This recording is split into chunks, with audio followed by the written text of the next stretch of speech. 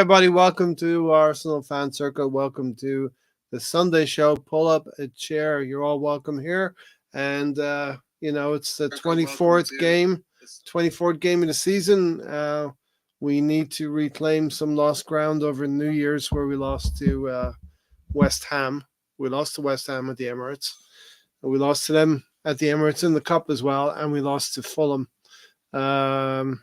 Right about New Year's Eve, New Year's Day, something like that. And we basically threw away 6 points, and we've needed to reclaim those points lost. And we're on that journey now, Lawrence. We're on that journey of reclaiming points that we lost. And I've been saying there's 5 more games to go before we face City, and we've won 4 of the 9, and we have 5 to go. So we really need to start racking up these wins, and a game like today really does help, Lawrence. Yeah, it's amazing. For about 25 minutes, I thought it was going to be one of them games that we battered them and weren't going to get anything out of the game because we were missing so many chances early on. I think Saka missed a couple, so did Trossard. Yeah. And I just thought, here we go, typical Arsenal, dominate a game and get nowhere. Yeah. And then all of us,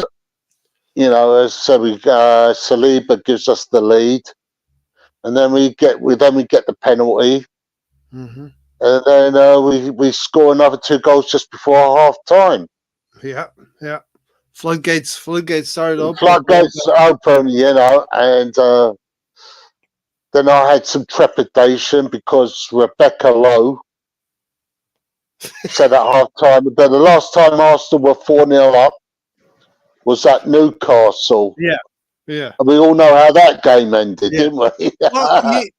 Well, you know what? And welcome, Alonso, too. You know what? Rebecca Lowe opened the program up with West Ham coming in and David Moyes being under pressure and David Moyes needing a win. So the media, make no mistake about it, the media have tales to spin as well, and they have to tell their story. And they're going to want to tweak our hearts a little bit, Lawrence, and make us worry about things, Yeah. So my only gripe is, Ray, 6-0, can't complain, fantastic result, but it could have been more. If we had set our minds to it, it could have been a big cricket score, and we would have been above Man City on goal difference instead of being level with them. Because I think we sort of took the foot off the pedal near the end. Yeah, 100%. I thought we might come out at 4-0 at halftime and walk through the second half. Or at least we got a couple of extra goals, and we needed to maybe show that. Welcome, Alonso, for joining us. Alonso, I was on your debut podcast earlier today. We had a little bit of fun chatting about the game. So check out Alonso. He'll tell you all about it. Alonso? Yeah, it was good to have you guys, Ray. Hey, Lawrence, how you doing, man? I'm fine. How are you doing? Pretty well.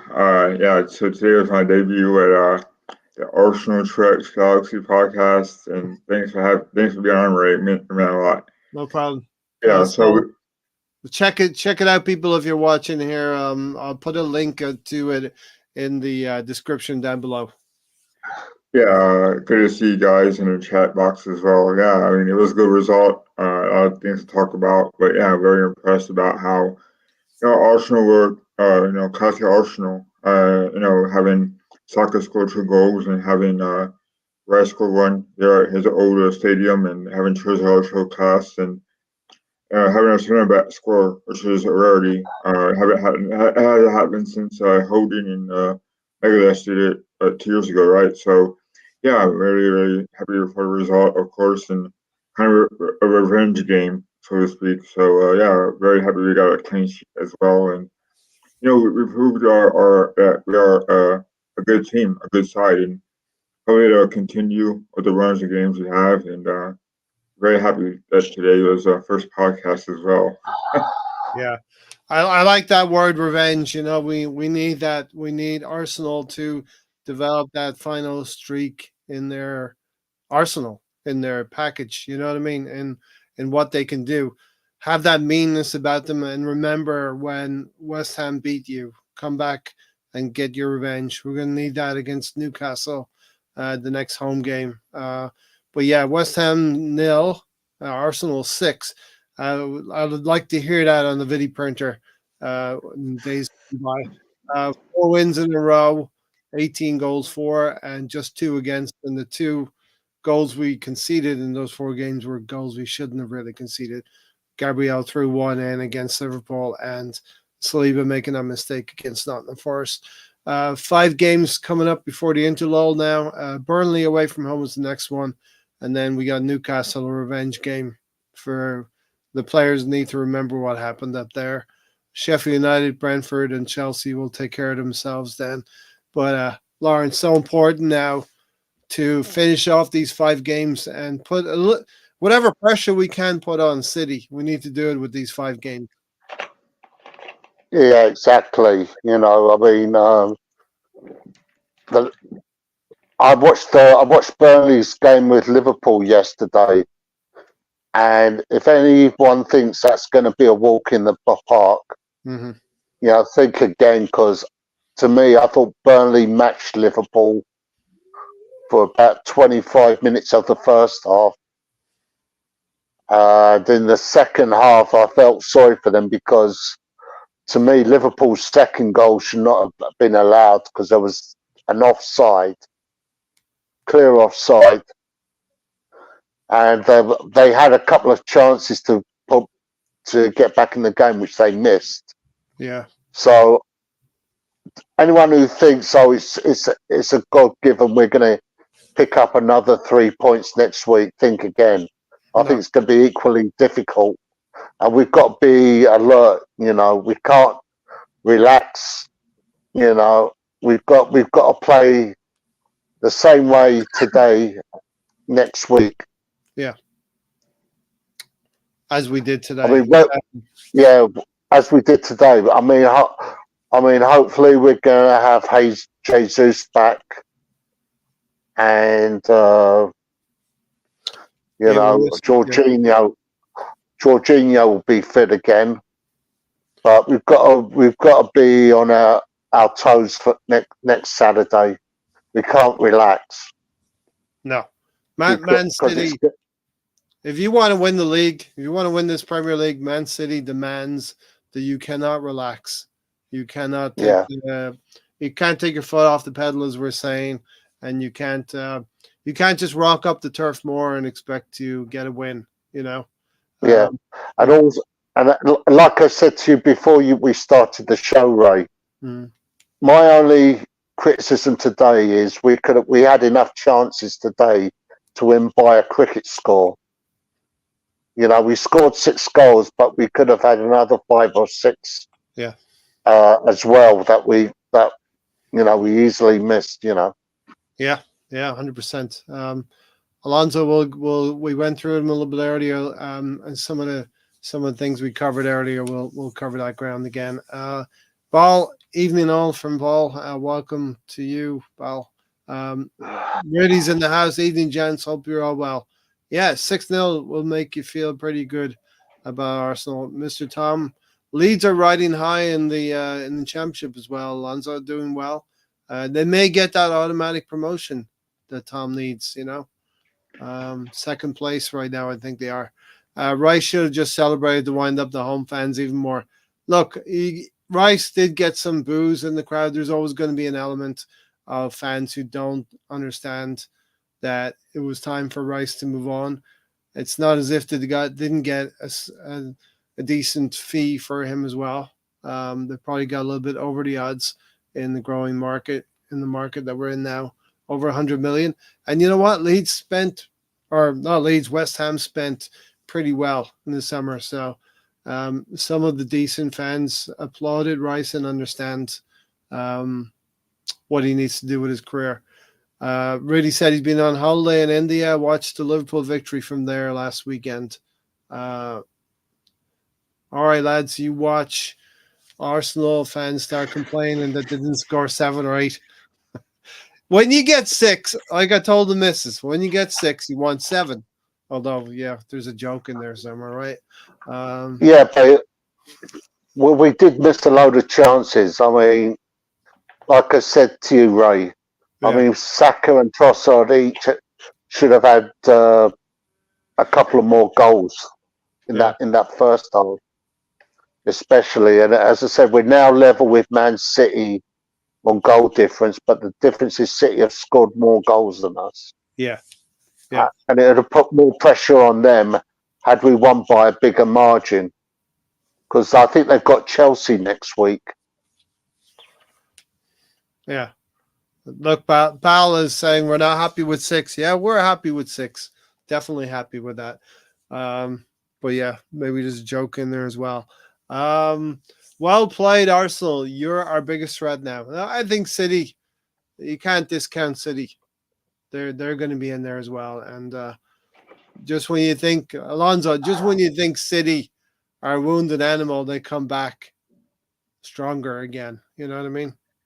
Yeah, like City. I guess that's what happens when you have good managers like Jurgen Klopp and Pep Guardiola. Because they're machines, right? And Yeah, that's what Arsenal are trying to be. And I think, like we discussed on my podcast, that it's taken Arteta time to develop the team that he wanted, and with that, he had to do away with other bad apples, so to speak, in the team prior to him coming along. Even when he was still in the early stages of managing Arsenal, the gaffer has done pretty well for himself. Um, Granted, Liverpool and City will always be a threat as long as they have those managers and players involved in the sides. hmm, So yeah, I mean, I think he has come a long way to get to that point of being one of the best managers in the league, if not the best. But I think he still has a little bit to go to get to that point. But right now, this is one of those matches that you want an Arsenal performance like this week in, week out. Even in clean sheets, I think that's important as well. yeah, it is important.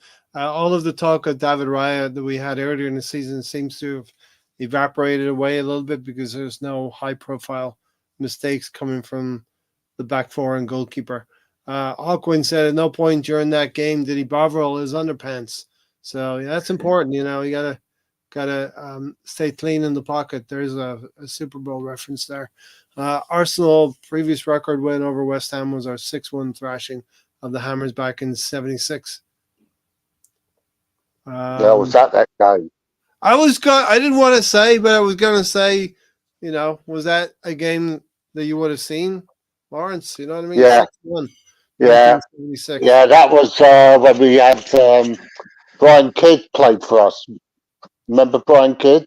Yeah. Played for us, scored a hat trick in that game, and he had another goal disallowed. Yeah, we battered them that day. We had 2 penalties. Alan Bourne scored from one penalty and missed the other. Mm-hmm. So yeah, I remember it vividly. One of the best games I've seen at Highbury. Yeah. And look, we were happy with a 6-0 win. Man City have the effect of elevating things where it would have been nice if we got in a 7 goal just to improve our goal difference because the old adage of goal difference is an extra point. It really is. At the end of the day, AFC always says Rice was my man in the match. Trossard was incredible as a false 9. We could have won that game 12-0 as well. Never bring a Yeah, hammer to a gunfight. Nigel, I think Liverpool fan here. That's a London derby, so special meaning for Arsenal. Hope the crowd behaved well after the game. There's a number of London derbies as well, so you got to just take each game as it comes. Highest scoring centre back in the league is Gabriel now. He's up to 6. yeah, Wow, 6 for the season.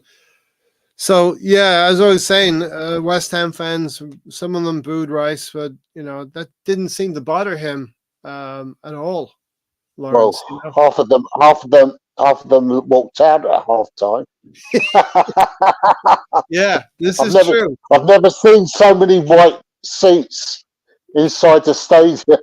Especially inside the last 10, 15 minutes. There was a lot of empty seats, Alonso, in the last 10, 15 minutes of that game. As you could see pictures of the players, not the players, but the fans streaming out. Some of the players probably would have went along if they could have, Alonso. It's funny because it brings back memories about whenever the Arsenal away fans left Reading Stadium all those years ago at the Yeah, Majestic, right? yeah, And they played a League Cup game, and Arsenal came out to win 7-5. It yeah, was like a baseball score. yeah, But it was like you see the away supporters just leave.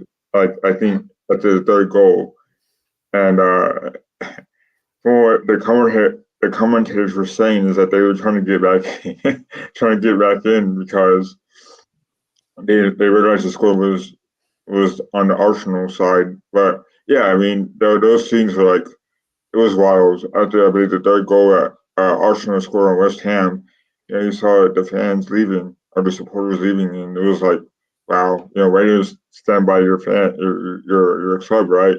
yeah. Um, but I think someone mentioned, I think it was Riddy who said that Rice would have should have rated more, and got the piss out the fans. Well, we all know he was a former captain of West Ham, so he was not going to overdo the celebration. Fair play to him. I think at the end, you saw the fans clapping towards him.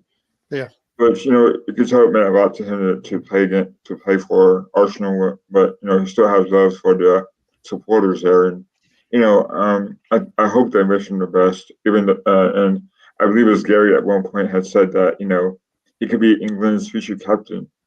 Um, so I hope the respect is mutual, and there's no bitterness towards the West Ham fans toward Declan Rice. Yeah, definitely welcome, Gary, to the show. Hello, everyone. Thank you, Ray.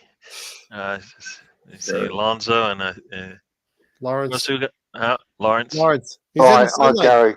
The sun is shining. There's So, no longer a yeah, storm we've on the got the west coast. sun here. Oh, what is sun? What is sun? Everybody in the chat, thanks for having us. Yeah. So I see Taib said hello. See Taib's in the Brownie house. and Brownie's in Nigel the house. and Riddy. FC always welcome to the show. Yeah. Yeah. Declan Rice. Yeah. Mhm. Gary. I can continue where you guys are talking from. I kind of was watching the game half on, half off, because I was busy doing some things. So I think I saw every goal, but I didn't get to sit there and just watch it. I have the game going as we speak, but Gary, yeah, you criticized me for not finishing the Bournemouth game earlier in the season when we won 4-0. Arsenal demands 100% concentration from you, Gary. yes, but I had obligations, right?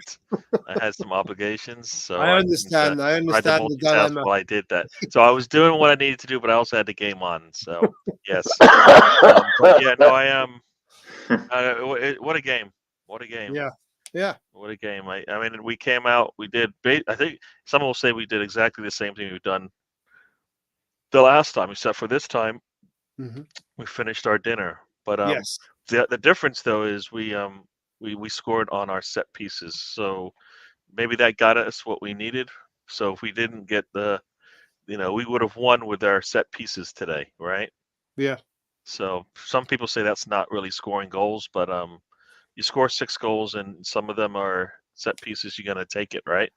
So yeah. So we did what we need. I always say we've got about 3 goals in us, and we did have 3 open field goals today, I believe. So I think we did what we needed to do there as well. So biggest scores of the day, right? Dominant performance on both sides of the ball. Arsenal. And we upset a few City fans, a few Liverpool fans. You upset fans? Why? Because they said we couldn't go there and win. You know what I mean? Oh, Our rivals said yeah. Arsenal, they beat Liverpool, but they can't go to London Stadium and win. You wait and see. They won't beat them. You know, Yeah. it Yeah. happened. So It happened. I'm But assuming to some degree this not necessarily redeems us from the 2 losses we had, but it definitely was a a response, Yeah, right? We don't get the 2 but wins back, but West Ham knows that they got lucky, that they would have beat us at the Emirates. So because this is how we're supposed to play, right? yeah. So this is yeah, normal for us. to be honest, both Liverpool and Man City struggled yesterday. They Hmm. would they To some extent, yeah. they but I mean City struggled against Everton, and as I said, I thought Burnley matched Liverpool for most of their game Yeah. Yeah. yesterday. They were just unfortunate Yeah. that they lost. That's the thing with when you're playing those cities and Liverpools, they will give you chances like any other team. If you don't take them, you eventually will pay for it, right? Because Yeah. they keep coming, and it might not be their starters, it might be somebody off the bench, but they will keep coming. So Especially um, with the likes I of played 90 minutes. Fafana, especially had a couple of very presentable chances, and Quavin Keller was up to the task. But striker should always win in those situations. Nigel said, "You guys must be over the moon after years in the doldrums." Yeah, we were in a situation where we were going for FA Cups, and now we're in that funny situation where we've elevated ourselves to be in a position to tackle City and Liverpool this season, and we're just trying to hang on in there in the next 5 games, and got to win those 5, Gary. We're back in this familiar ground of where we talked about going for 10 wins before we face City. Well, I said at the end, hopefully we'll look back. Let's temper that, right? We'll look back and go, that was a 10-game winning run, Mm, right? But for yeah, now, we just need to win the next one, right? we're in So the midst of it. if we win the next one, we'll be set. So Yeah, um, and there's 5 very presentable teams that we can beat, and as Lawrence rightly said, go to Burnley. It's not a given to go to Burnley and win. You have to do the right things, play well, and take your chances. Hello, Gary, our lucky Arsenal commentator says, "Really, you know." yeah. So yeah, Alonso, as we were talking about earlier in the podcast, the first goal comes. I lost count of the amount of corners we had. Maybe Gary or Lawrence knew how many corners we had up until the first goal. Had to be 7, 8, or 9 corners. We were putting a lot of pressure on, but finally, and this is forced by Kivior, who wins that ball. He shows the desire to win a ball and force a corner, and the corner comes from Declan Rice and Saliba headed goal, Alonso.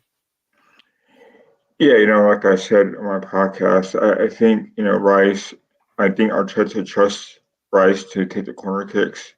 Um, you see now where his balls are just on point. Um, so, whenever Arteta sees that, so therefore he trusts Rice with taking more corners. I think Gabriel Martinelli's balls just aren't there at the moment. So I think, whenever you have 2 corner takers like Saka and Rice are, I think it's more better for the team. I think that the touches with the head and wherever else the ball hits the goal, I think the more constant you see success in because the balls are on point. Um, and the succession rate is high with Rice and Saka taking the corner kicks more so than it is, I guess, Odegaard and Martinelli. Mm. That's how I see it, at least. That's a great point. That's a great point, Gary. As Alonso's keyed in on, Declan Rice starting to take some corners, so we're seeing where maybe you have to change things up a little bit for set pieces. Yep. No, he's doing really well, and like he's showing I'll do whatever I need to get us where we need to go, and that's what you kind of need from your leaders, right? So, nobody would say he's not one of our leaders, right? So there you go. I mean, I was just like as I was just watching the replay of the game, like 30 minutes plus in, we Hmm. only had the one goal, and next thing you know, bang, bang, bang, we finished Yep. half on a 3-goal streak, right? And that's how you. And then the West Ham fans are all leaving at halftime, which I find crazy that they left before the halftime whistle, right? The job for the stewards was so easy. The stewards took a half day off.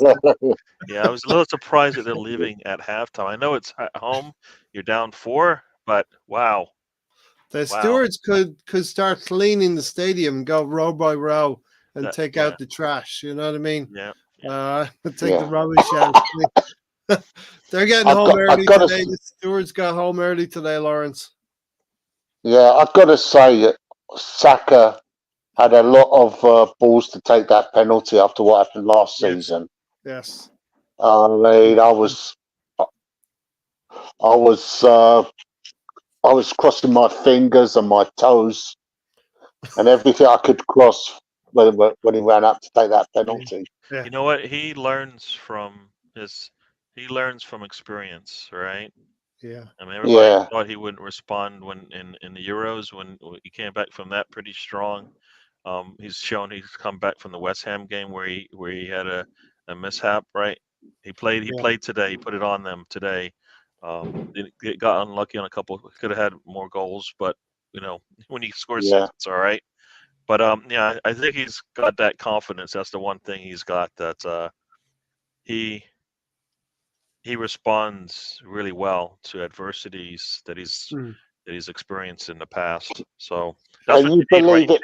You need to have that memory needs to just go away every time, as a footballer, Can you believe it? It took VAR 5 minutes to see it. It's the Arsenal If tax. Saka wasn't, I mean, I couldn't believe that. Even Stevie Wonder could see that was Yeah. onside, Yeah.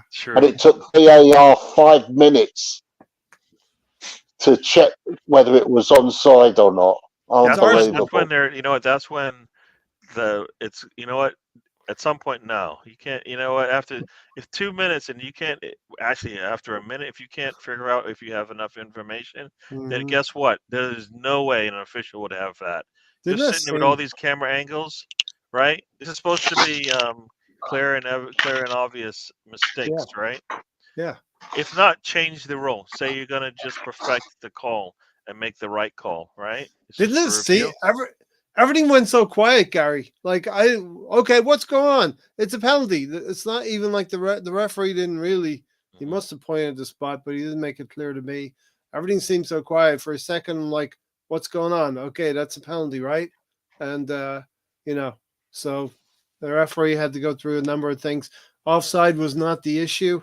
The goalkeeper taking Bukayo Saka down was not an issue. And then you have a decision whether it's a yellow, blue, or red card Yeah. for the It's just, goalkeeper. yeah, that's why they should just make the call. If you think he's offside, so you make the call. And we get screwed on it, or if you let it go, I don't know. You let it go, and no, So it shouldn't have taken 5 minutes. I mean, no, 5 minutes. too much I would like to hear what that audio is. What are they checking for 5 minutes? offside. I know, but like at some point, no, you can't find it.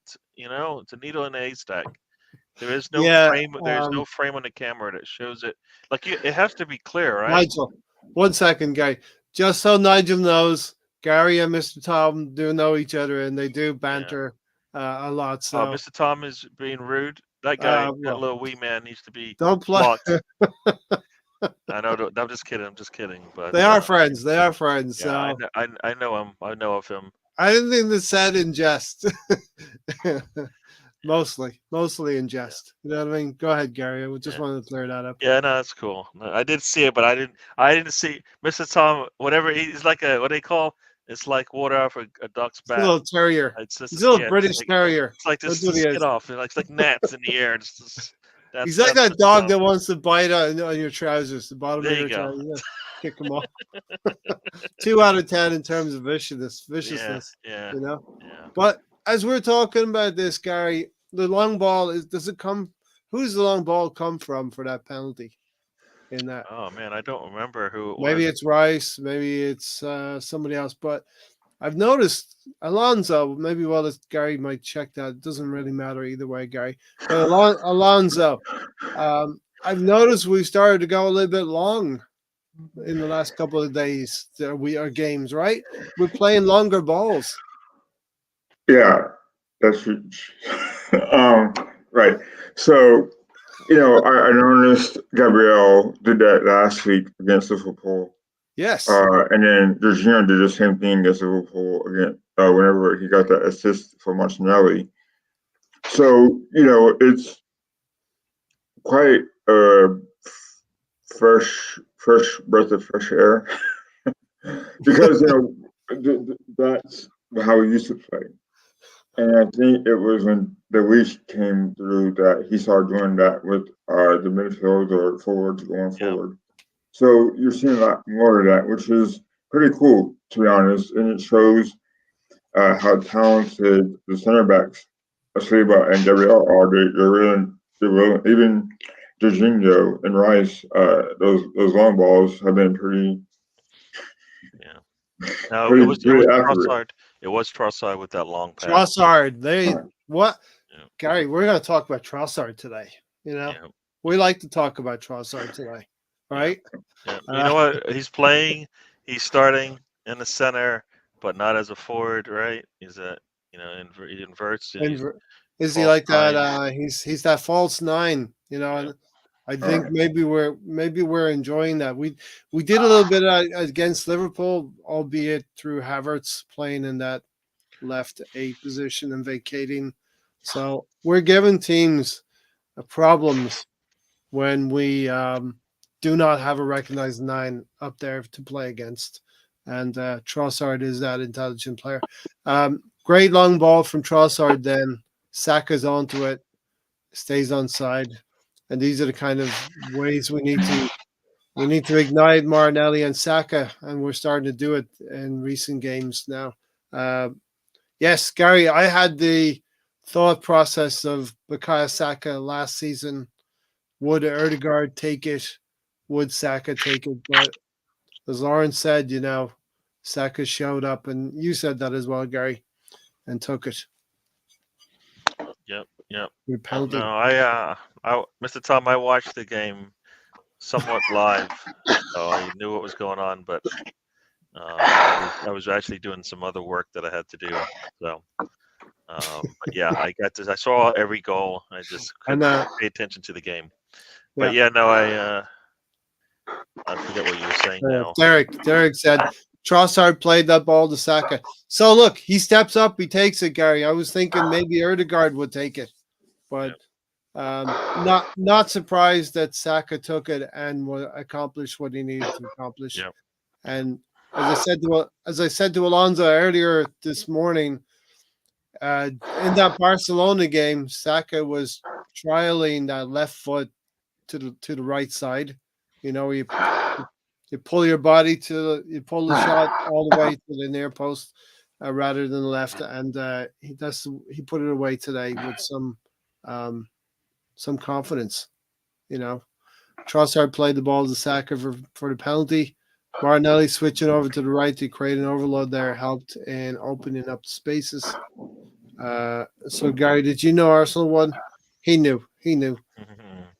Gary, I haven't got. The thing is, I haven't even got to even listen to a podcast. Usually after a game, I will listen to all the podcasts to hear what they have to say. I haven't listened to one. This is the first podcast about Arsenal that I've actually, I listened to for a bit until I've joined it. So, but I know. Saka, we've got everybody's got their roles now. So it's looked really good. Saka takes the penalties. There you go. But as a team effort, we did really well, right? So everybody had their part to play today. It was a very accomplished, commanding performance. West Ham had a little bit of the ball.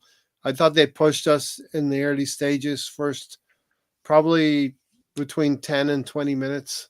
They had a spell of where they were pushing us, pressuring us a little bit, but they never really created too much. And then we just got on top. And I think we have West Ham fans, we have Liverpool fans that are blaming their own team for their own performances. I actually feel Arsenal have something to do with this. You know, I feel there's something we're doing against Liverpool and West Ham that have caused them to have very, very poor displays in recent games. So I know West Ham fans and Liverpool are complaining about their own team in those games, but got to give Arsenal some credit for it as well. Alonso, as you said, the third goal came pretty quickly after that, and it's now Declan Rice taking a free kick for Gabriel heading in at the near post. So it was Gabriel, then Sleeper, right? Oh, Sleeper Yeah, scored that goal. Saliba got the first one, and Gabriel will get the third one. So Oh, right, okay.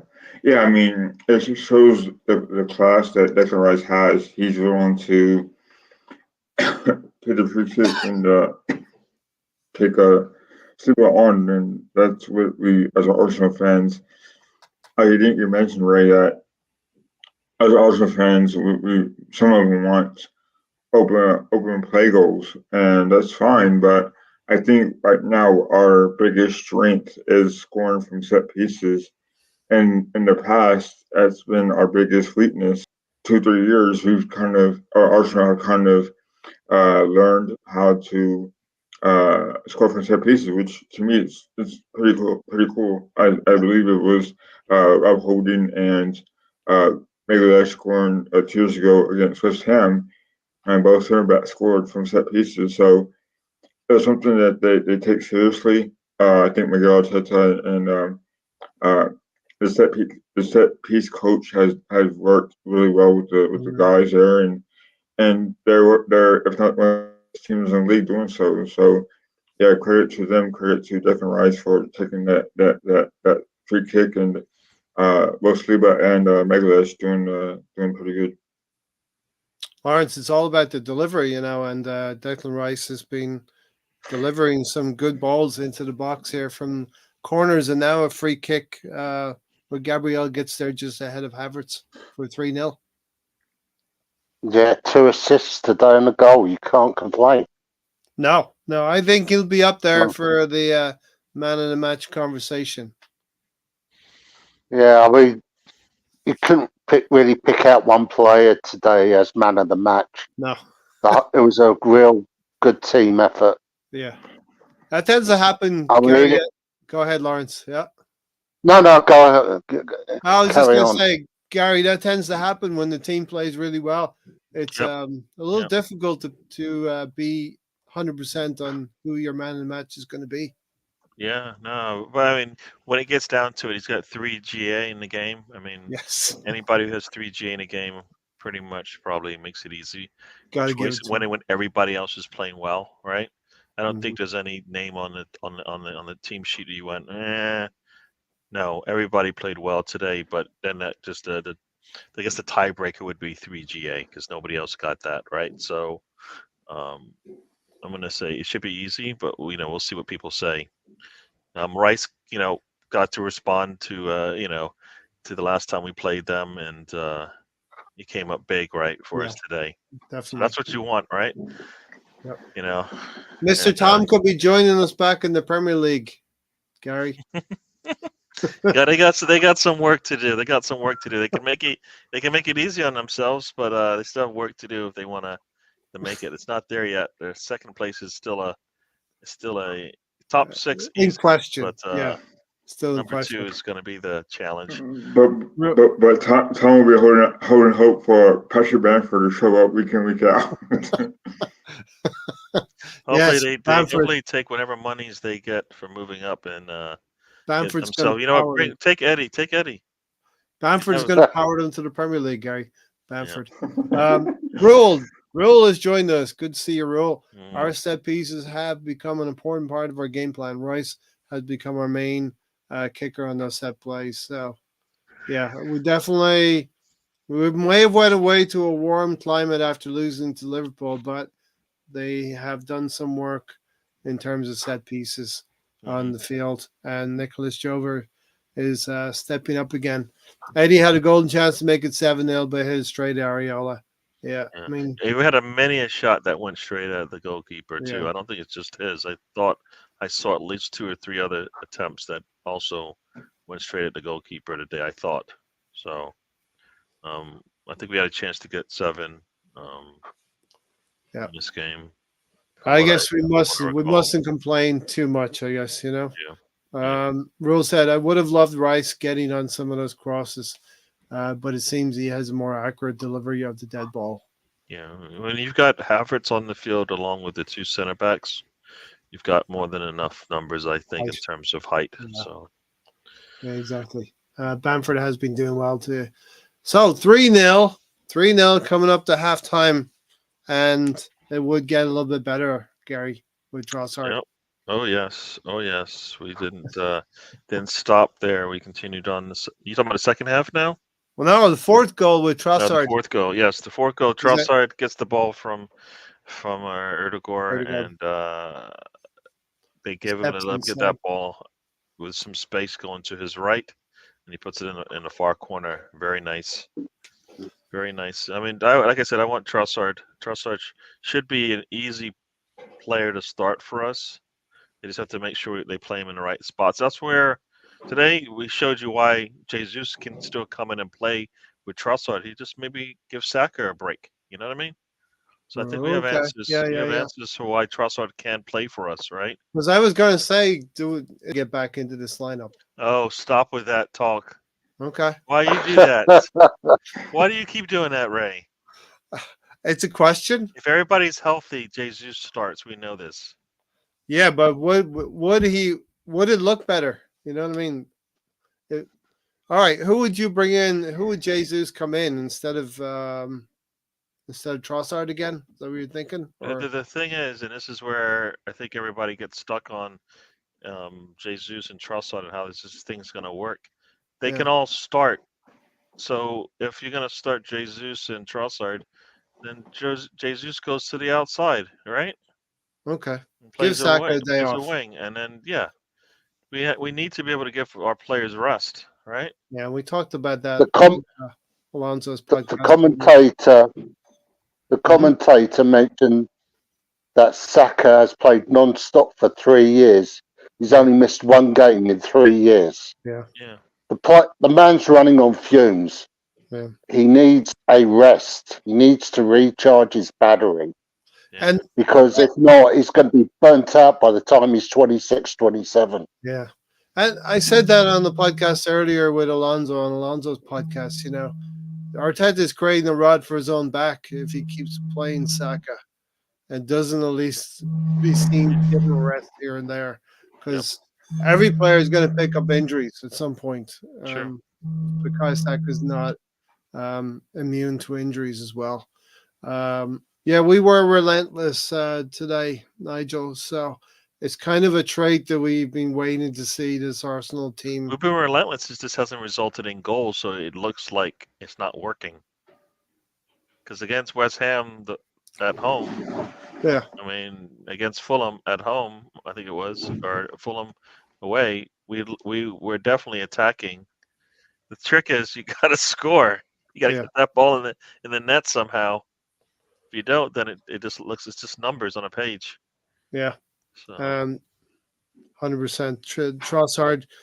Yeah. So Lawrence, that Trossard goal, and as I said to Alonso earlier, Mikel Arteta has given him minutes now, Leandro Trossard, and he's starting to back up those minutes with meaningful contributions in the game. You know. Yeah, well, I mean, I've always rated him when he played for Brighton. I always thought he was a good player. Yeah. And I was just surprised when we got him, you know. But yeah, he's really done well. Yeah. I mean, he scores vital goals for us, you know, and I love it. He can play a false 9, or we can play him on the wing. You know, he's a very versatile player. Yep. Yeah. And you know, there are some fans who say, "Oh, he's not a 90-minute player. He's more of an impact player when he comes off the bench. But I think if you play him in on the wing or as a false number 9, he can be very potent indeed. Yeah, 100%. He's starting to Gary. I think one of the commentators said a goal involvement of some sort every 99 minutes. Yeah, he doesn't waste the trip, man. He's always in there. So, yeah, I mean, he should be, like I said, he should be part of a frontline rotation. We can play him on the left. We can play him in the middle. We can play him, That's if we've seen him play on the 8. I don't think that's where his strengths are, right? But that's basically saying you've got a goal start every time you start Trossard. Yeah, You've got a goal start. Yep. Because and Jesus, right? He scores, we win. So the combination of those two playing together is an answer to, sometimes your problem, right? If you're not scoring, you play both of them, right? Because you get goals from Trossard and Jesus scores, we win, right? So, you got to watch the AFCON final, Gary. I don't know if I have access to it. It's on like a channel I don't have. Oh, okay. I've just been like just listening to what people say. Trossard has been our best January signing since Aubameyang. Michael's here. Great result indeed, Michael. Lawrence? He did more than Havertz today. I'm sorry, but I can't remember Havertz doing anything at all except laying the ball off to someone when he could have shot himself. Yeah. This is the thing also, though, right? The team is right now clicking, right? Yep. Just because we have one player on there that's not carrying their weight or not contributing as much, just to say that, we don't miss it, right? Because if Saka and Martinelli and Erdegaard and Trossard are all providing, doing it, yeah. All he has to do is just make no mistakes, right?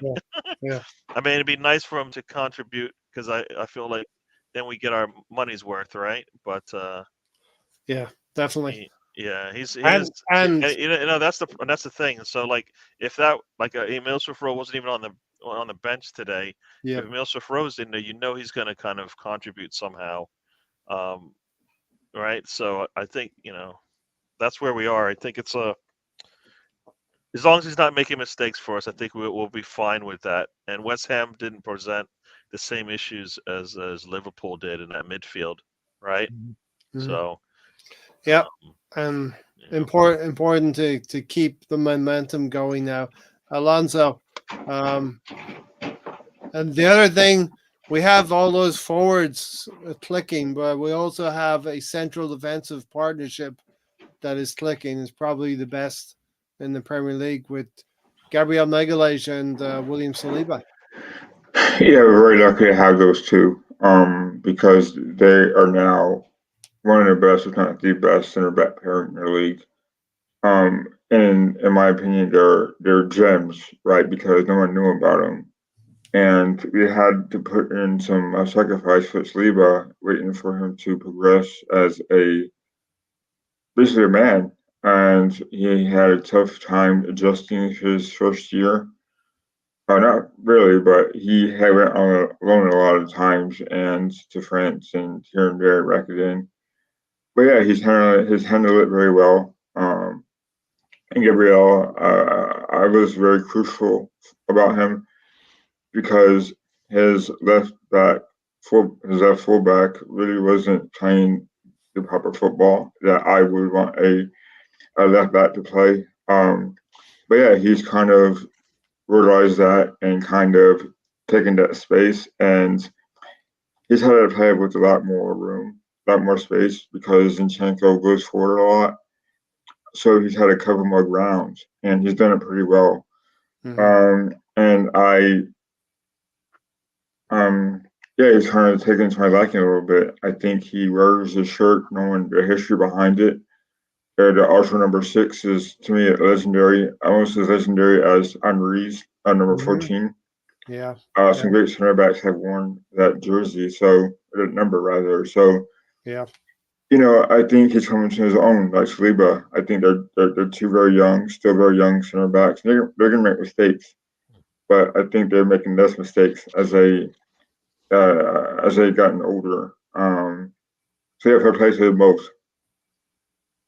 Yeah, as you referenced the number 6, Tony Adams wore as well. I So was just looking it up. We've got multiple players with multiple goal contributions, because you had Rice with 3, Saka with 2, Trossard should have had 2, right? Because he would have got that penalty that was on his pass. yeah, Ben White too, right? Erdegaard with 2 assists, huh? Ben White had assists too, right? Yeah, but I'm talking about multiple Yeah. goal contributions. So we had 4 players who had multiple goal contributions today. Mhm. That's really good. That's really good. Nothing to complain about too much over here. Yeah, there's nothing to complain about today. Not at all. This is Cedric. Everybody said you wanted to build on the Liverpool match, right? Yeah. Ta-da! Voila! We did it. We It's did it. what it looks like when you build on a big game. Yeah. Everybody definitely. said, you know what? Liverpool has the best defense in the league. Guess what? Not They don't anymore. anymore. Arsenal has Yeah. the best defense in the league, right? Yeah. Goal difference. Guess what? We closed that down. All we have to be concerned about is how I guess City plays against Brentford when they make up their game, right? But otherwise, we're 1 point off Liverpool. So they just 2 points. one 2 goal points. one goal difference. Goal difference. Yeah. Goal difference. Yeah. Okay, that's fair. Yeah. All right. So 14 games left to go. How many games do you think we'll win? There's 2 parts of this. How many games do you think we need to win? How many games do you think we will win? You beat City, gives you a good chance to not have to win every game. Well, yeah, that City game is going to be tricky. I'll put this in on the ticker. And you've also got to hope that Liverpool and City drop points against Aston Villa. Mm-hmm. As well as drawing their. I think they're playing each other next month, aren't they? Liverpool playing Man City. A draw would be really nice for us, right? Early Yeah. March. Yeah. So both teams I would take draw, a City. I would take a City loss right there. No, I want to draw. Okay. All right, Gary. You know what? You see, either way, you win. No matter what happens, right? Somebody's got to drop loses, then you catch up to them easily. But City pulls away, right. So we've got to be in a position. Pick your poison. Which one is it? All right, Gary. So the ticker tape is going on the bottom. I'll go to you, then Lawrence, and then Alonso. Those 5 coming up to City, we got to have them, right? Those 5. We're going into this is the same thing we talked about last year and the year before. We cannot drop games going into the City match. We have to be playing at our best going into that match. Once again, we have to play at our best. You just have to get a little bit better for the next 5-6 matches, right?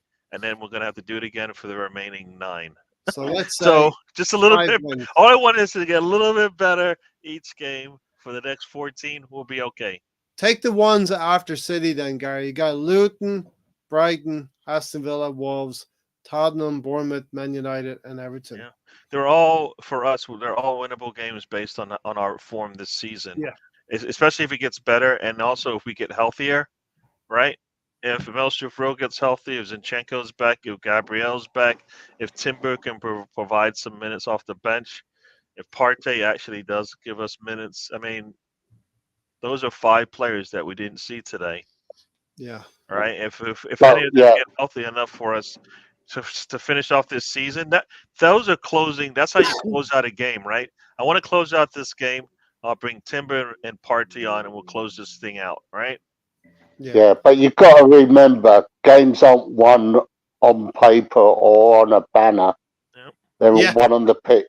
I mean, it's all what are you trying to do here? I'm just being real. I Why are took you a trying lot to of be all time to put this smart and banner together, bringing all Lawrence. this intelligence to this conversation? No. Lawrence, I took ages to put this banner together. Yeah, I can see. No, Yeah. but I mean, it's the old adage: taking one game at a One game. time. Yeah, We just need to definitely. You know, you got get a little bit better in our next game, just a little bit better in our game after that. We want to be clicking definitely for sure going into that city match. Yeah. So, whatever things we need to work on, we should. I So mean, yeah, it's a big game. It'll be tough. They're going to be up for it, of course, but I think if we're clicking, it'll be a good game. All right. so difficult games, Gary, and I'm doing all this for you, and then I'll go to Lawrence and Alonso. Difficult game. We gotta have those 5 games coming up the city. Difficult games after City would be going away to Brighton, going away to Wolves, going away to Tottenham, and going away to Man United. Yep. And we have to Yeah. have at least you. 3 of those 4. You've also got to take into account that we're still in the Champions League, and Yeah. that could be a distraction. Yeah. If we get past Porto, then we're in with the. Yep. Yep. It That's where just rotation will be key, right? Rotation will Yeah. be key. If Definitely. we that's where So, Trossard and hopefully Milsuf Rowe and Jesus are healthy enough so that we can rotate our front 4 basically, or front 3 basically, and Kirior looked good today, right? Tomiyasu hopefully it's just Kivio was just good. Yeah. they're just Mhm. option. So I'm going to say we need to win 12 of these 14 remaining games. And we need to maybe draw at worst with City. I think what- we need to beat them because we need to beat them because I think Uh. that would be a sign. You know what I mean? Yeah, it would be a sign. Yeah. So Lawrence, what say you? We got 5. We need to have those 5 wins before City, which is tall order. You're right. We don't play these on paper or on a banner. They're played on the field. How many games do you think we can win in total out of 14? Out of the 14, Yeah. I'd say. Got to go to. I'd say 11 or 12. Okay. You got to go to Old Trafford. We got to go to the Etihad. You've got to go. We've got to go to the. We've got to go to the shithole as well. Toilet bowl. Instead of Yeah, Super Bowl, we'll have our own Super Bowl. Alonso will be in the toilet bowl. So. So I mean, I reckon maybe 85, 86 points will win the league title. Yeah, I think that's going to be that close. I think it's going to be close, and I think we have probably 5 or 6 points wiggle room. So about 8. I'm going about 88 points. Alonso, what are you thinking? I say like 88. Yeah. I think there's some teams in there that can give us a hard time. Like I say, Brighton give us a hard time. Maybe Villa. So you never know. I mean, I think these teams that are bottom of the table are going to fight for survival at the end. But we got to beat City. I think to solidify. I think Arsenal need to solidify themselves by beating teams like City, like Tottenham. Mm-hmm. Yeah, we got some cup finals. We got some cup finals to play. Yeah, so and it's going to be at Old Trafford and the Etihad and White Hart Lane, Tottenham, Spurs. And also, like we're going to say, people forget we're also in the Champions League too. So yeah, Porto aren't a slouch, so we shouldn't take them. Arsenal shouldn't take them lightly. But yeah, I think as long as we don't lose our second to 3 games there in May and April, then we should be fine. Yeah, and it's so important to win these 5 games to stay in the conversation and be maybe eat into that 3-point gap. We'll have the City eat into that gap that we have to Liverpool, winning those 5 games. So yeah, listen. Halftime 4-0 to Arsenal. Arsenal scored apparently their 8,000th league goal in history through Leandro Trossard. So we crossed that milestone. And Lawrence, in the second half, it would be Saka and Rice adding to the 4-0 scoreline. Yeah, yeah, yeah. Once the 5th goal went in, it was game over, Mm-hmm. and it was just a question of how many more we would get. And we looked like we could score every time we went on the attack. But the problem is that we decided to treat the game like a training session after we got 6. Because no, West Ham were there for the taking. Their heads were down, and we were just content knocking the ball around backwards and sideways. Yeah. And I'm thinking to myself, we could have done some damage to our goal difference. We could have really taken West Ham to the cleaners today. Yeah. And it's well, all right. We won 6-0, and don't get me wrong, I'm happy with the result, but this title chase could come down to goal difference. Yep. In the end, right? And as I said, we've got the same goal difference as Man City, but the problem is City have got a better goal difference than us. They have a goal difference maker over that. Yeah. They have a machine. So, yeah. So as I said, we've now got to play another game like we did today and smack another team 6-0. Burnley? Who knows? That'd be nice. But like I said, from what I saw yesterday, I think that's a potential banana skin. Yeah. Because they scared the shit out of Liverpool in that first half. Yeah. I mean, if that game yesterday was the first Premier League game you ever saw, and you didn't know which team was Liverpool and which team was Burnley, you would have thought the team that was wearing yellow yesterday was Liverpool. Liverpool, yeah. Because Burnley absolutely scared the shit out of them in that first half. And that's the thing about the Premier League that I've asked for, Gary, is competition within the Premier League, and now we have a 3-horse race, and we're hanging in there with Liverpool and Man City, and but you can't just rock up and expect to get 3 points each and every day. Yep. No, you have to, but you have to prepare for that. So, like I always say, and I'll say it again, shoot for the stars, hit the moon kind of thing, right? Yeah. So we need to be going into these games expecting to get the 3 points and playing like that. And if we don't get we can't take losses, right? So we're probably going to get losses, but we can't be going into games and playing like, we'll be lucky to get a draw here. We need to be going into these games expecting to get a win and playing like that. And we're good enough to do that.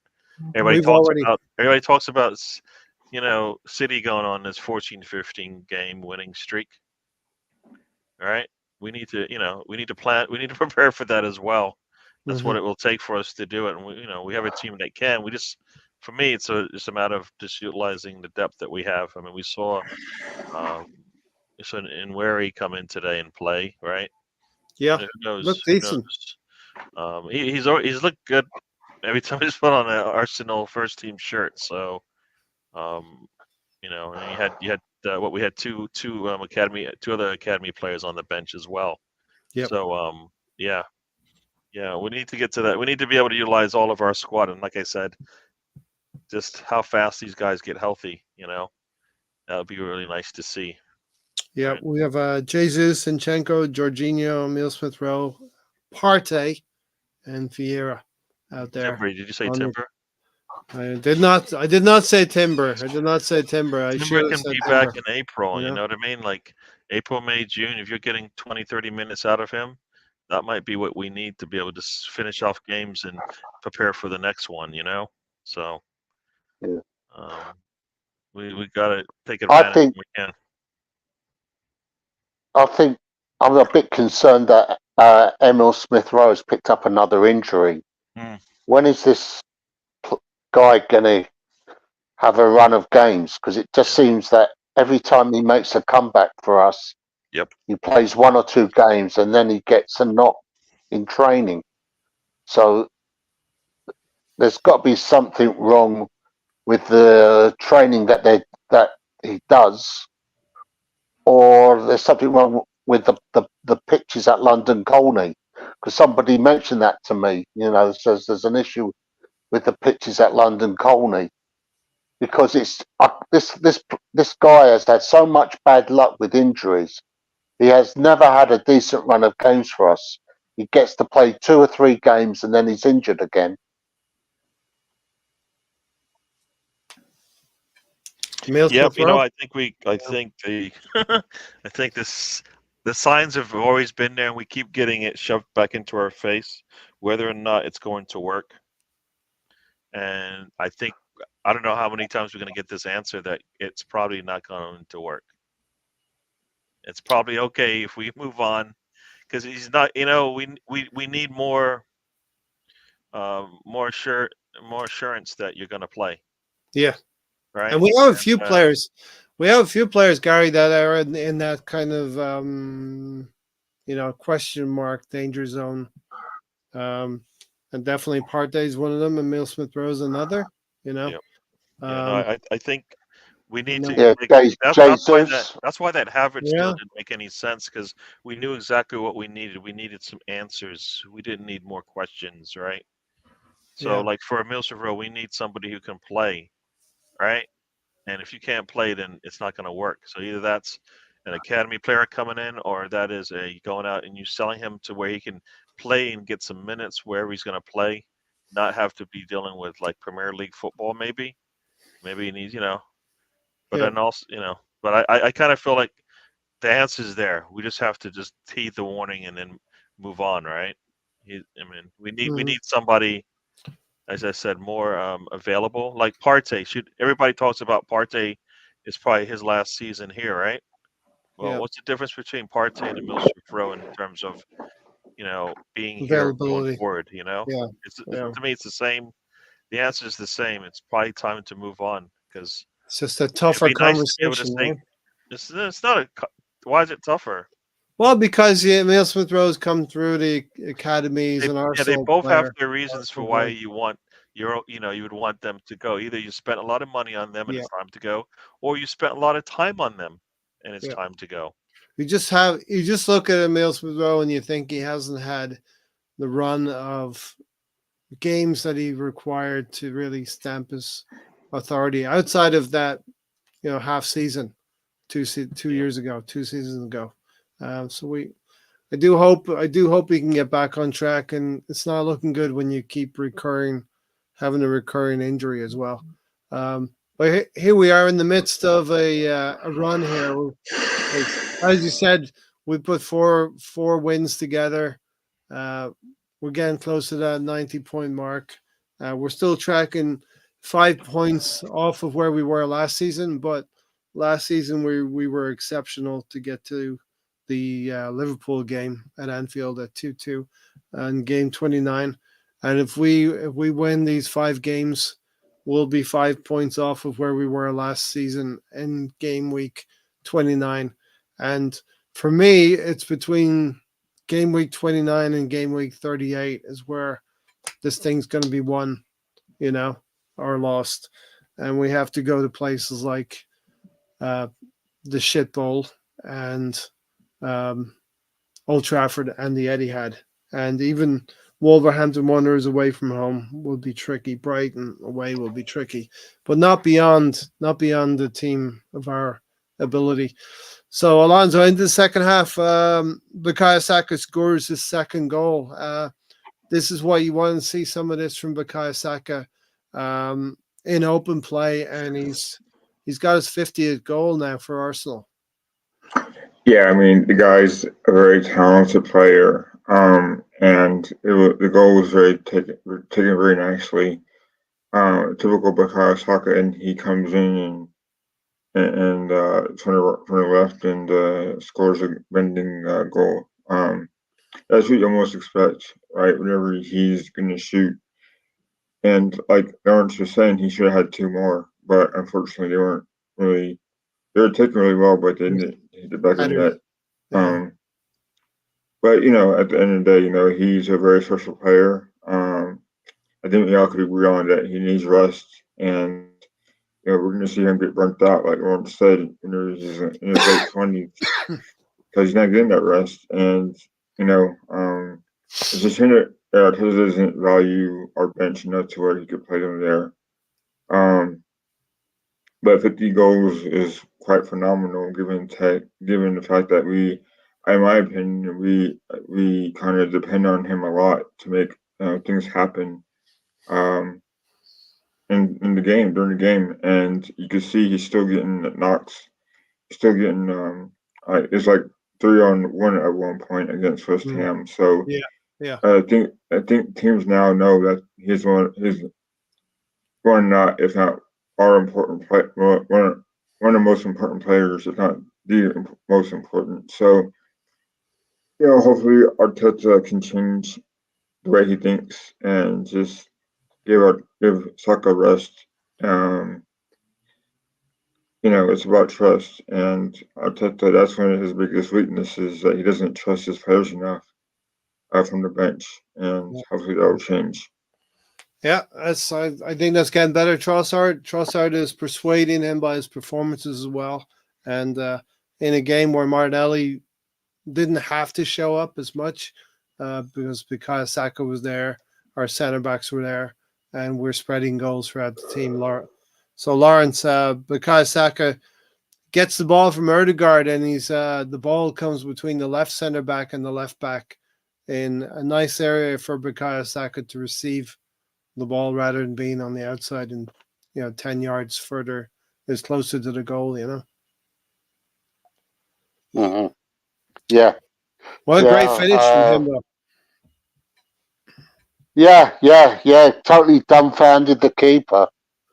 Took the chance very well indeed. I wished Arteta kept him on so he could have got his hat trick.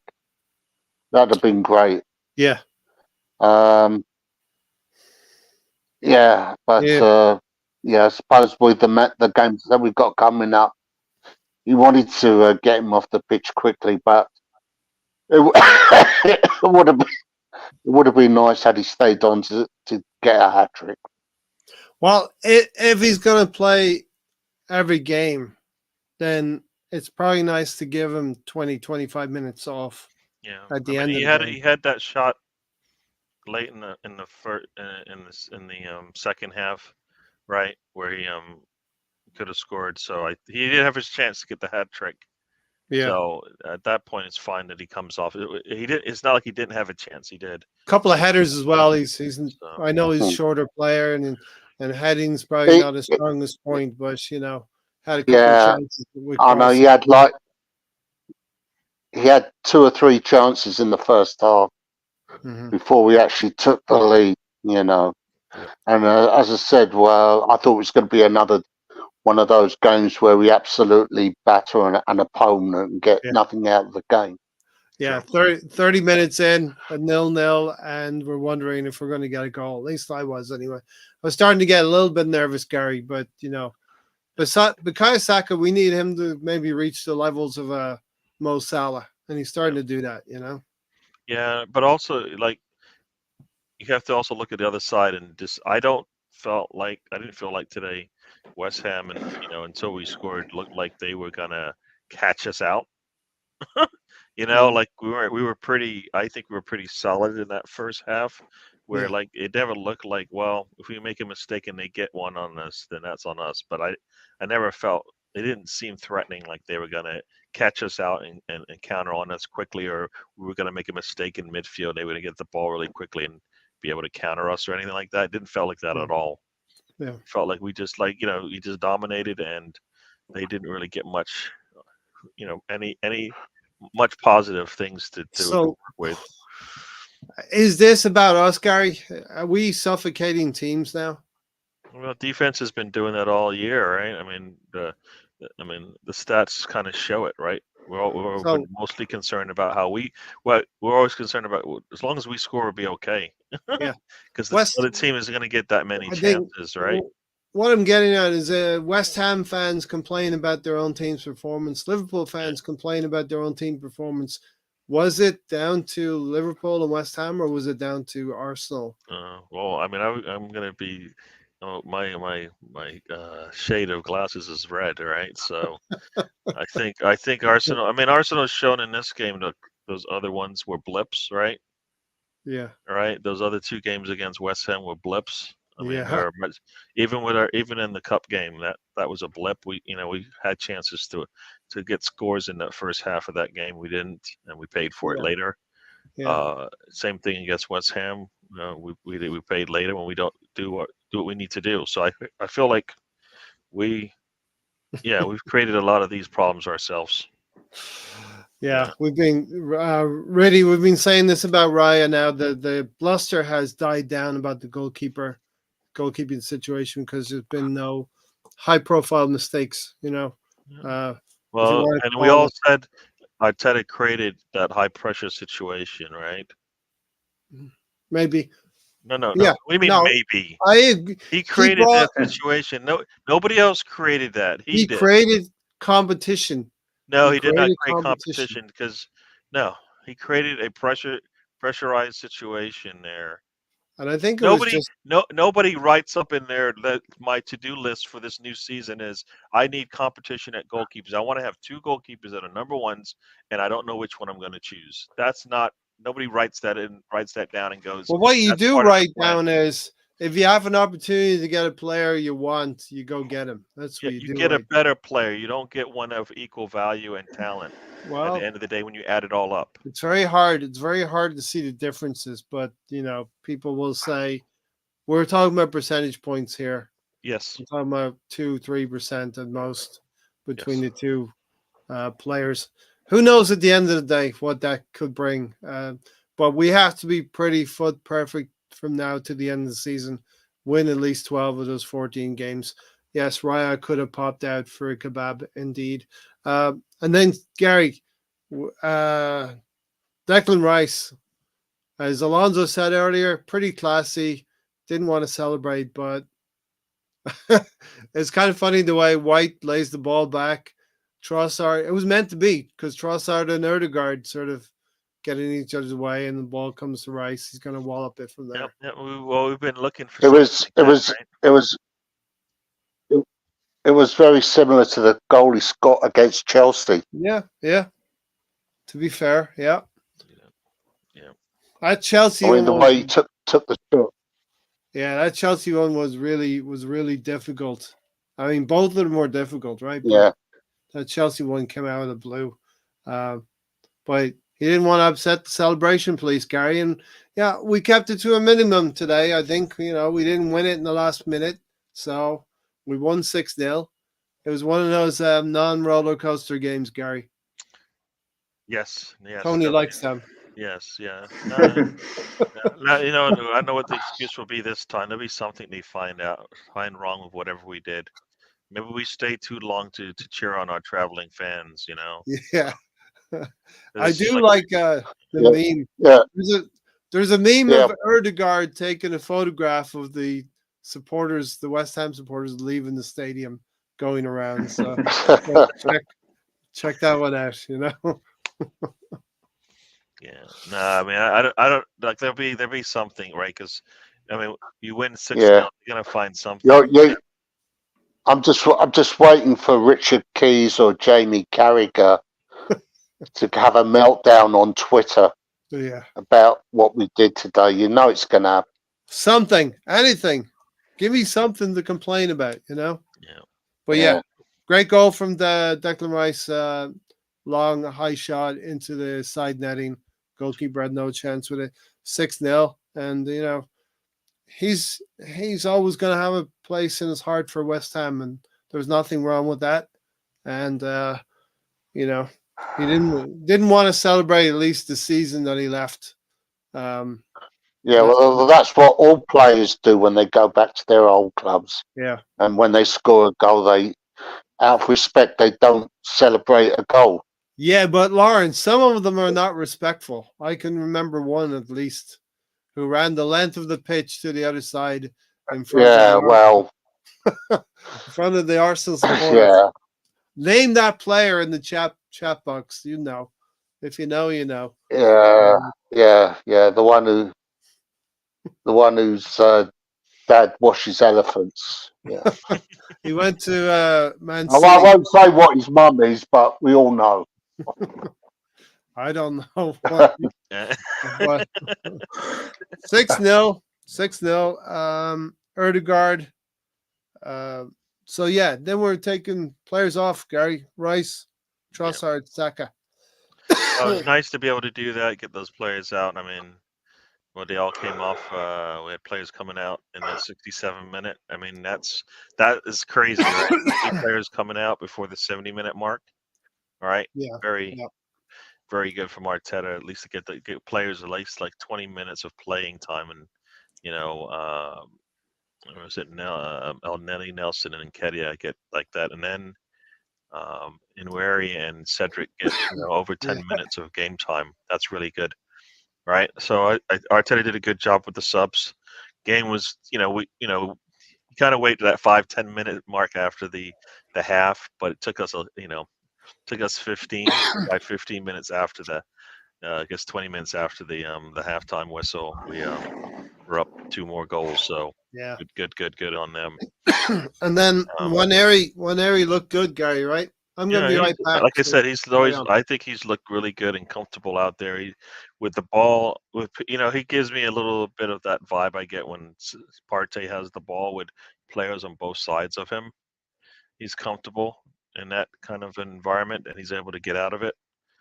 Being as small as he is, I think he's able to get out of it even easier probably than Partey. So, yeah, I mean, if this is what hopefully the future is for him. Hopefully that is the case, and we see a lot more of him. So it should be pretty good. I don't know about you guys, Nathan and Wary. How do you guys feel about how he looked out there? Well, from what I go ahead. You go ahead. Right. So I thought that I think he played really good composure. I thought that he played with the ball pretty well. I thought he dribbled pretty well as well. I think that I hope that he makes it Arsenal. I hope that Arteta gives him more chances. He's a very promising player from what I've seen and heard from reading up on him. So there's a chance he could succeed. So at some point during the season, we're gonna have to let these academy players play at least just to see how they do and adapt. I like Russell Walters as well. So it depends on if Arteta plays him or not. And it's good to see him get a run in during this game, and he's got big potential. He turned down some clubs as well to re-sign with us, Arsenal rather. He's extended, so hopefully he'll get some work in. Yep. And what say you, Lawrence? Yeah, he looked comfortable on the ball.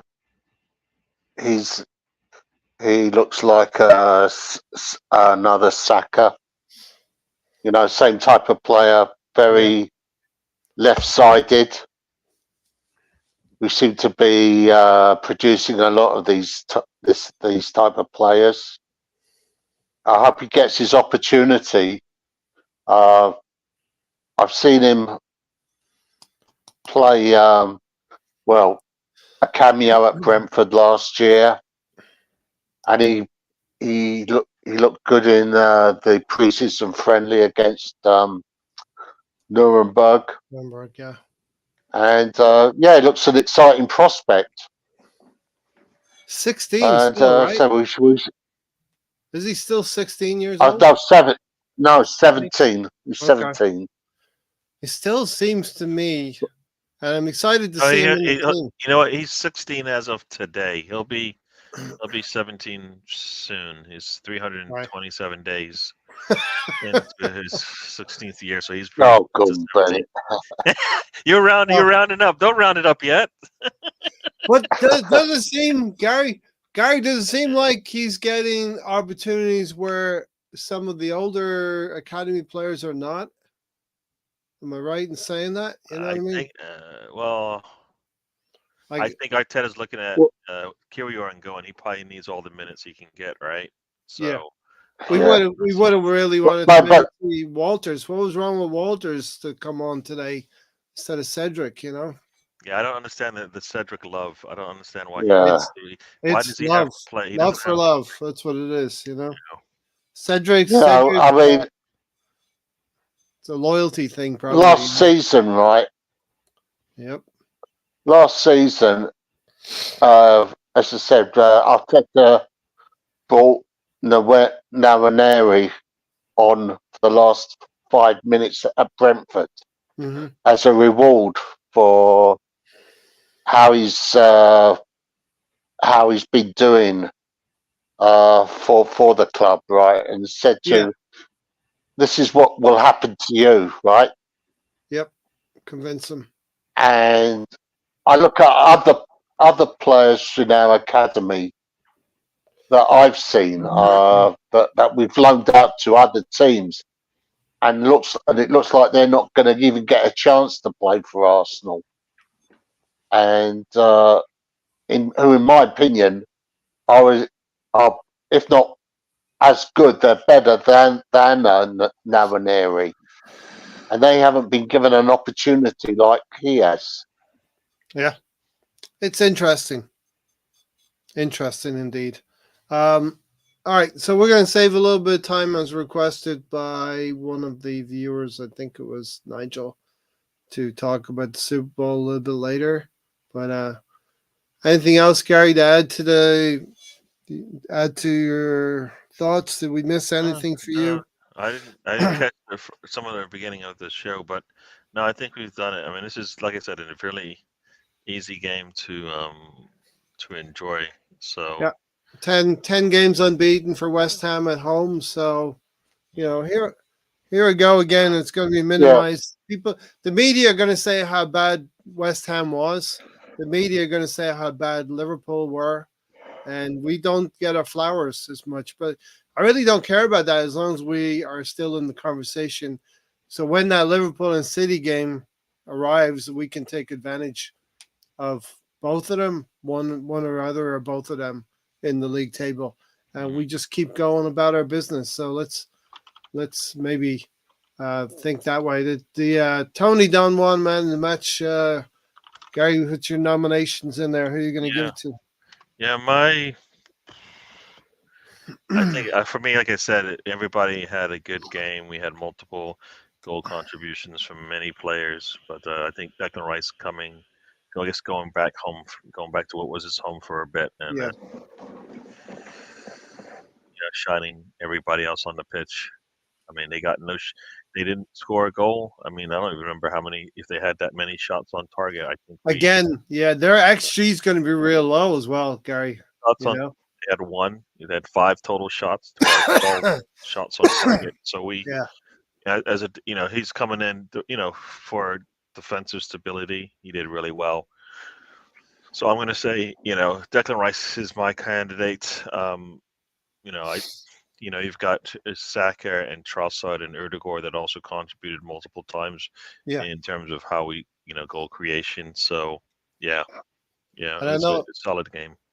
I know you got to go, Gary. So whatever you want to pop out, just do so. If you got another few minutes or not, just let me know or just say goodbye. Lawrence, you're man of the match. yeah. I really can't give you a man of a match because the whole team played well. Mm-hmm. You know, when, like I said, when I see Arsenal win 6-0, it's very hard to single out one individual. Yep. You know, I mean, if you're going to twist my arm, I would have to say Declan Rice. Mm-hmm. Yeah. But I have It's to be honest. Even I've got to say, everyone from 1 to 11 put in a shift today. yeah. Yep. And we need 14 more of these. You know, we need 14 more of these performances. If a performance like this is not good enough to beat a team, then so be it. You know, when we meet them. But if we play like this, we have every opportunity to go to places like to two venues in Manchester, or the shit bowl or whatever. So I agree with both of you. Declan Rice and the headline makers, it's easy for them, right? Former Hammer comes home and puts misery on his former team. Lonzo, how are you? What's your thoughts on man and match? Are you going to go with Declan Rice? With like the three of us? Yeah, I mean, like everyone said, it's kind of hard to pick because they all put in a good shift today. It's quite cool to see a 6-0 win, and you could say Bukayo Saka, had 2 goals today, but yeah, I mean Declan Rice showed his skills today, and in front of his from a club too. So yeah, I mean I think he was very classy today. I think that goal was amazing. It kind of shows you the bit of skill he has whenever he can shoot the ball. So yeah, I mean, you could say Megadeth, you could say Gabriel Saliba, you could say Saka, but yeah, it's a Rice for me as well. Yeah. Even Trossard too. So You could say Trossard. So yeah, that's kind of what happens when the team plays well, everyone does their job, and there was no real bad performances out there. I did have a slight worry for Kivior early doors. He was making a mistake or two in the first half, but he was actually important in creating that first goal, Jakob Kivior. So that's what it looks like when you bring a squad player into a team that's performing well. Their deficiencies are not showing up, and they actually play well. Kivior, I thought, had a tidy game for us. If you would say he's the weak link, then it wasn't much weakness out there. So, Gary, since you have to leave pretty soon, what gives you thoughts on the Super Bowl? Nigel wanted to have a couple No. words on that. Yeah. I'm not. I'm a Cowboy fan, so I don't want 49ers to win. Boo. So I guess I wanted to see the Ravens and Detroit in the Super Bowl anyways. Yeah. If I had my choice of what type of Super Bowl. Yeah. So I guess by default, I guess I'm going for Kansas City to win. Okay. Some people would say, can they both just like fall into a pit? So, but I'm hoping to see a really good game. I think it'll be a really good game because 49ers coach had his bad times playing in a Super Bowl, so I think he's going to want to redeem himself. They've got weapons. They got more weapons than Kansas City, so they should have it. They should be able to use that to their benefit. But they don't have Mahomes, right? So that's the difference in most big games. Purdy's a rookie, right? Purdy, he's not a rookie. he played last Purdy is year. no Mahomes in terms of quarterback play and doing it in the Super Bowl. Yeah, Gary. Yeah. Gary, they've got a gooner playing for them today. Christian McCaffrey. He's a gooner. He is. He is, but I don't like 49ers. I can't like 49ers. I agree with you, Gary. No. I can't like it. I agree with you, Gary. He can win, you know what? He can win MVP, but as long as his team loses, all right? He'll have like 250 yards from scrimmage, but he'll lose. All right? Is that okay? Yeah. I happen to agree with you, Gary. I don't like either team. Kansas City beat the Eagles last Super Bowl, and I don't wish well on them. The only thing I like about Kansas City is Andy Reid, a former Eagle coach. I don't really like Hey, Mahomes. Ray, Yeah. Ray, I thought you were going to say Taylor Swift.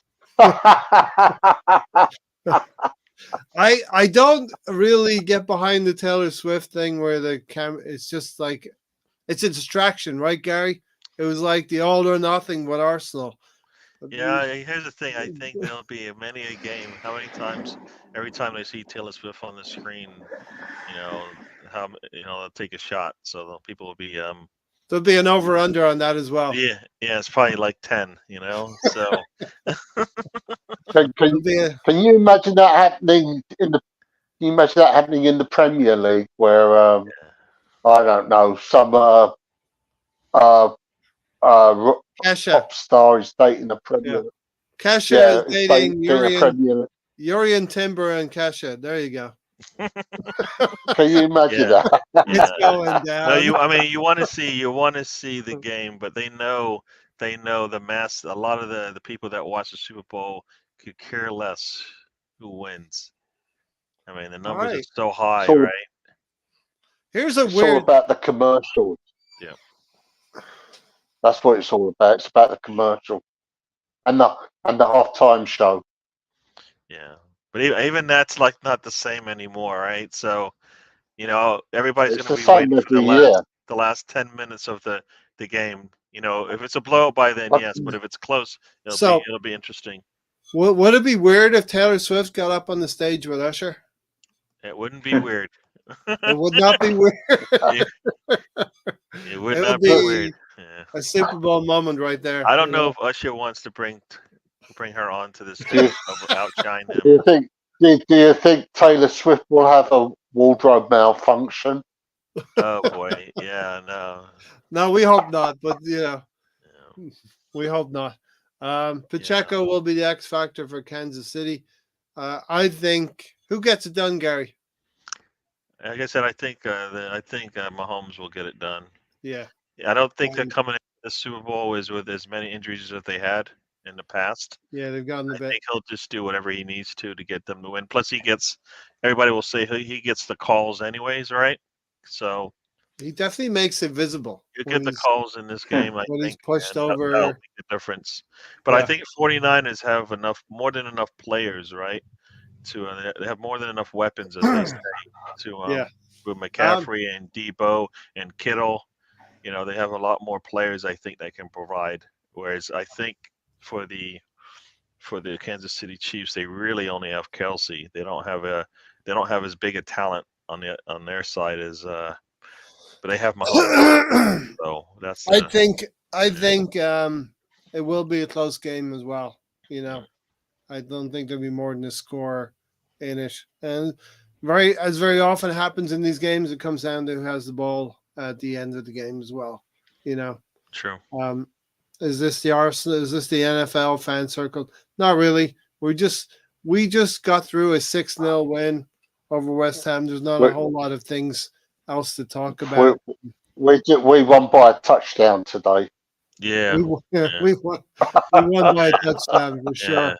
We had a touchdown. We missed the extra point, but you know what? We don't care. Or 2 field goals. I will take single field goals. I will take single field goals from here on out till the end of the season. Yeah. I'm with you on that one. Yeah, if we win by field goals every game, I'll take it. Exactly. I was just saying we have like 5 players in double-digit goal and assist contributions at this point. So if we can push it to 10, Gary, in the next 14 games, a lot of those players get over 10. That's kind of how we did it last season and how it's going to work. Yep. Nigeria have taken a 1-0 lead in the AFCON final as well. So, Alonso, who's going to win the Super Bowl? I had a tough one with this one as well. I can't stand San Francisco. As soon as they beat the Eagles, everybody's like, oh yeah. But we beat them last. We beat them last year to go to the Super Bowl, right? Yeah. I can't stand Brock Purdy. I think he's overrated still. I think he's a systems quarterback. He to me hasn't even proved that he's a great quarterback. All he does is do these slant passes and these screen passes because You know, the receivers he has are fast. He's a good running back. He has, in my opinion, yet thrown a long ball. So you know he's. I don't know. The jury's still out. The jury is still out on him as far as I'm concerned. Yeah. I can't stand Mahomes. I think he lacks humbleness. Like you guys were saying, like he wants What? every I never call. said that. No, I did. I think he lacks that. Yeah, he does lack a little bit of class. I think that he He's gets. not Declan Rice. I think he gets every call going his way, and he points to referees. He points to the foul. I'm like, bro, like relax, man. Yeah. You know what? So- Every top player does that. So I don't think he's any different than any other player. Gary, Yeah. But he makes it more obvious. Gary, Yes, sir. sorry, Gary, can I give you my perception of the NFL? Yep. I want you to answer it. Why does this country have a game where the ball is shaped like a rugby ball? It's thrown 99% of the time, and it has 86 timeouts. And you've had 4 timeouts, Lawrence, here. Oh man. You know what? His internet basically didn't want him to ask that question. The internet called to the veins, Gary. So basically, like I don't mind who wins, but if I had a choice, we go for the Chiefs because I still have a soft spot for Big Red. Andy Reid is a good guy, so I want him to get his Super Bowl ring again. I really don't hate Andy Reid. I think he's done some good things for the Eagles and Chiefs, so I'm going for Chiefs because of him. Well, Gary probably has a dislike for Andy Reid, but there you go. That goes with. Sorry, I'm having problems with my stream. I didn't get to hear Gary's answer to my question. Well, you've taken 4 timeouts with your stream just now. I know. No, you know what? I don't think I caught the end of it because it did cut out on you. But yeah. I just want to know why the game the ball is thrown 99% of the time. It's shaped like a rugby ball. There's 86 timeouts, and they call it football. Hey, you know why? Because the game usually starts and ends with the foot on the ball. Yeah, there you go. It does. It definitely starts with it. And only in America. You know how many times it ends with the ball or the foot of the kicker?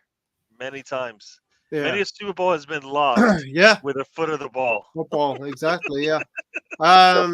I've got wings lined up. I've got chips and dip lined up. Oh, you know what? I have to get on that. So I'm gonna. What have you got, Gary? What have you got at your house? I'm thinking wings, but I need to place an order and all that stuff. So they place an order. It's a little bit late now, isn't it? It is. It is kind of late, but well. Lawrence, you know what? I'm not so enthralled that I can't walk away and go get wings if I have to pick them up after the game starts. You know what I mean? It'll be on every radio station. I'll be able to listen to it. So Lawrence, once the game starts, it'll be easy to go and pick up food at a restaurant. You know what I mean? Yeah. You'll be that guy when everyone else wants to watch. There's people like trying to get home to watch it. I'm like, give me everything of what you have left. Exactly. Lawrence, that'll be good. What have you got lined up, Lawrence? For are you doing? Yeah, I'm going to be watching football. I'm going to be watching West Ham and Arsenal again. Yeah. Okay. You got wings? You got pizza? You got salsa? Nah, no. I've got sandwiches. I've got I've got what they call it, club sandwich. All right. Cool. So we got. We'll talk about food on another podcast about the West Coast, because I know, Gary, you went out to the West Coast. You got, was it Wayback Burgers, or what's the thing out there, Gary? In-N-Out Burgers, right? Huh? In-N-Out Burgers, is that what you mean? In-N-Out Burgers. Are they the ones on the West Coast? Yeah. Alonzo, what are you dipping into this evening for food? So before the podcast started, went to Jersey Mike's and got me Italian sub, man. All right. That So- sustained you through 2 podcasts, and now you got a Super Bowl coming up. What are you eating for the Super Bowl? That it's in the refrigerator, so I brought it before the podcast started, so I'm gonna eat it during the game. Cool. All right. That's it. That's all. Any final enjoy the game. We want the Chiefs. I think mostly McCaffrey is a gooner. I don't know if that sways anybody's thoughts on that one, but I don't like Shanahan, the coach, and I didn't like the 49ers rivalry with the Eagles when they beat us. So that turned me off the 49ers throughout the season. Well, there you go. That's it. Big Red, Andy Reid is going to win. Mahomes is going to get about 5 penalties in his favor. Keep drives alive. Kelsey's going to talk crap to people, And then he's gonna he's gonna wave kisses to his girlfriend and all that. So yeah. And she'll be happy with his exploits. So there you go. That's all. That's all she wrote. Check out Alonzo's first podcast he did earlier today. So tell the people about that, Alonzo. Yeah, it's called Arsenal Truex Galaxy Podcast, and Ray was nice enough to join me this morning, and it was good fun. We had Sam and BX and Russ, Oregon, and Mr. Tom joined us, so it was a good chat. cool. And, Sorry I missed it, man. Sorry. That's all right, man. We'll have plenty more, Gary. Don't worry about it. You have a chance to watch today. Yeah. I did 100-500. There'll be more opportunities. Yeah, All right. but it was a good chat, and I appreciate you guys' support. So make sure you tune in if you can. Gary, you got a show tomorrow? Yeah. So the trip will be on tomorrow. We'll be probably talking about this game and maybe the Super Bowl. So yeah, let everybody everybody will get to, let this game simmer, and then we'll talk a little bit more about that. Plus, you know what? There'll probably be some Arsenal hate, so we'll be able to talk about that as well. They're gonna find something, and I can't wait to hear what it is now. We won 6-0 on the road at a team who blows bubbles, to start off the game. What are they gonna say? Like they just weren't up for it, or what? I don't know what they're gonna say, but they're gonna say something. Yeah. So Alonzo, drop in the link there, but I'll also put the link in the description after the podcast. Gary, thanks for being here. Yep. And maybe you're in trouble now at the end. You should have been required 20 minutes ago, but thanks for being here. Yeah. Alonzo, Lawrence, thanks for being here also. We are out of here. Thanks, Ray. Come on, you Gunners, 6-0. Be happy. There's nothing wrong with enjoying a win like that and celebrate. That's what I say. But we're going to bring out the marching band now, as Stan would say. And we go to the next one against Burnley. Take care, everyone. We're out of here. Come on, you Gunners.